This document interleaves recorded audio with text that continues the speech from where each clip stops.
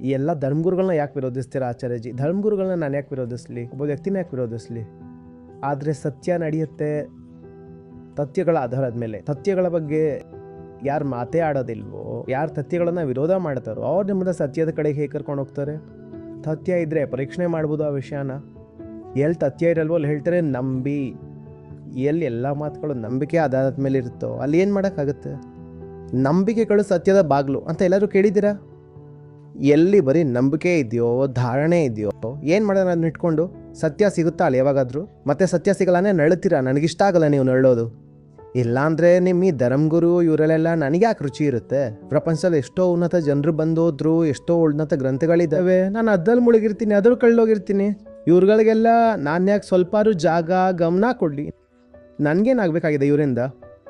ಆದರೆ ನಿಮ್ಮನ್ನ ಸತ್ಯದಿಂದ ದೂರ ಇಟ್ಟು ನಿಮ್ಮನ್ನ ಇನ್ನೂ ದುಃಖದಲ್ಲಿ ಮುಳುಗಿಸ್ತಾರೆ. ಬರೀ ಅದಕ್ಕೋಸ್ಕರ ನಾನು ಈ ಪಾಪಾಜಿಗಳ ಹೆಸರು ತೊಗೋಬೇಕಾಗತ್ತೆ. ಇಲ್ಲಾಂದರೆ ನನಗೆ ವೈಯಕ್ತಿಕ ಸಂಬಂಧ ಇದೆ ಇವ್ರ ಜೊತೆ. ನಿಮ್ಗಳಿಗೋಸ್ಕರ ಬಾಬಾಜಿಗಳ ಹೆಸರು ತೊಗೋತೀನಿ. ನನಗೆ ವೈಯಕ್ತಿಕ ದ್ವೇಷ ಇದೆ ಅವ್ರ ಮೇಲೆ. ವೈಯಕ್ತಿಕವಾಗಿ ಯಾವ ಸಂಬಂಧವೂ ಸಾಧ್ಯ ಇಲ್ಲ. ಅವರಿಂದ ತುಂಬ ದೂರ ಇದ್ದೀನಿ ನಾನು. ಅವ್ರ ಜೊತೆ ನನ್ನ ಸಂಬಂಧ ಆಗೋಕ್ಕೆ ಸಾಧ್ಯ ಇಲ್ಲ. ಅವ್ರು ನಿಮ್ಮನ್ನು ಬಂಧದಲ್ಲಿ ಇಟ್ಕೊಂಡಿದ್ದಾರೆ. ಅವ್ರು ನಿಮ್ಮ ದುಃಖಕ್ಕೆ ಕಾರಣ. ಅದಕ್ಕೆ ನಾನು ಅವ್ರ ಹೆಸರುಗಳನ್ನ ತೊಗೋಬೇಕಾಗಿರುತ್ತೆ.